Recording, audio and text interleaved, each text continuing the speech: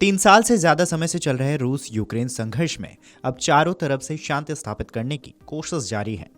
एक तरफ जहां जहां यूक्रेन के राष्ट्रपति व्लादिमीर जेलेंस्की ने ट्रंप की शांति योजना को लेकर अहम बातें कही, तो वहीं दूसरी तरफ जेलेंस्की की टीम टूटने लगी है। ऐसे में जेलेंस्की को इन दिनों बड़े ही चुनौती का सामना करना पड़ सकता है। आगे के वीडियो में हम आपको बताएंगे कि जेलेंस्की की टीम कैसे टूट रही है, यूक्रेन में कौन दिया इस्तीफा जो जेलेंस्की के बाद सबसे ताकतवर माना जाता है। लेकिन उससे पहले ये जान लीजिए कि ट्रंप की तारीफ में जेलेंस्की ने क्या कुछ कहा है। दरअसल यूक्रेन के राष्ट्रपति व्लादिमीर जेलेंस्की ने ट्रंप की शांति योजना को लेकर अहम और बड़ी बातें कही हैं। जेलेंस्की ने कहा है, अमेरिका द्वारा तैयार की गई ट्रंप प्रशासन की पुरानी शांति योजना में बदलाव किए जा रहे हैं और अब वो पहले से बेहतर दिख रहे हैं। उन्होंने बताया है कि इस योजना पर काम आगे भी जारी रहेगा ताकि लंबे समय से चल रहे रूस यूक्रेन युद्ध को खत्म करने का रास्ता निकाला जा सके। बता दें कि जेलेंस्की ने ये बात सोमवार को फ्रांस के राष्ट्रपति इमैनुएल मैक्रों से कही है, यानी कि मुलाकात के बाद कही है। दोनों नेताओं की बातचीत का मकसद था कि एक संभावित युद्ध विराम के लिए शर्त तय करना। इस बातचीत पर मैक्रों ने कहा है कि बातचीत अभी भी शुरुआती दौर में है, लेकिन यह भविष्य के लिए एक अहम मोड़ साबित हो सकता है। तो वहीं उधर क्रेमलिन ने पुष्टि की है कि रूसी राष्ट्रपति पुतिन मंगलवार को अमेरिकी विशेष दूत स्टीव विटकॉफ से मुलाकात करेंगे। विटकॉफ पर यह आरोप लगा था कि उन्होंने पुतिन के सलाहकार को यह सलाह दी कि ट्रंप के सामने शांति योजना कैसे रखी जाए। रविवार को यूक्रेन व अमेरिका की एक बैठक भी हुई थी, जिसे अमेरिकी विदेश मंत्री मार्को रूबियो ने उपयोगी बताया। हालांकि दूसरी ओर ट्रंप प्रशासन की पुरानी 28 बिंदुओं वाली योजना पर कई आलोचनाएं हुई। कारण है कि उसमें यूक्रेन की सेना का आकार सीमित करने, नाटो में शामिल होने से रोकने और यूक्रेन को कुछ क्षेत्र छोड़ने जैसे प्रस्ताव थे।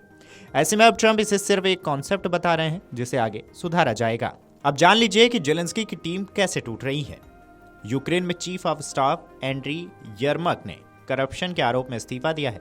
राष्ट्रपति व्लादिमीर जेलेंस्की ने खुद यह बात बताई। यर्मक राष्ट्रपति के बाद सबसे ताकतवर व्यक्ति थे। अचानक और गंभीर आरोपों के बीच उनका जाना यूक्रेन पर नए सिरे से परेशानियां ला सकता है। हो सकता है कि इसके बाद प्रेसिडेंट पर दोबारा चुनाव कराने का दबाव बढ़े, जिसके बीच बीच में मांग उठती रही है। वैसे तो आपको बता दें कि किसी देश में किसी नेता का इस्तीफा निहायत आंतरिक मामला होता है, लेकिन युद्धरत देश में यह अलग चीज हो जाती है। यूक्रेन को ही ले लें तो ये देश रूस से पिछले 4 सालों से लड़ रहा है। रूस चाहता है कि वो अपने कुछ हिस्से उसके हवाले कर दे। जाहिर तौर पर यूक्रेन को यह मंजूर नहीं है, लड़ाई खींच रही है। इस बीच अमेरिकी राष्ट्रपति डोनाल्ड ट्रंप ने बीच बचाव करना चाहा, लेकिन उनकी बात भी रूस के ही पक्ष में दिख रही है। इस बीच यूक्रेन में एक बड़ा राजनीतिक बदलाव देखने को मिल रहा है। शुक्रवार को वहां के चीफ ऑफ स्टाफ यर्मक के घर पर एंटी करप्शन विभाग का छापा पड़ा और इसके तुरंत बाद उन्होंने इस्तीफा दे दिया। यर्मक राजनीतिक तौर पर सेकंड इन लाइन है। ये वही लीडर है जो वाशिंगटन के साथ बातचीत को लीड करते हैं। लड़ाई की शुरुआत से ही वे जेलेंस्की के साथ दिख रहे हैं, फिर चाहे कीव में विदेश नेताओं का स्वागत हो या फिर किसी तरह की डिप्लोमेटिक बातचीत हो।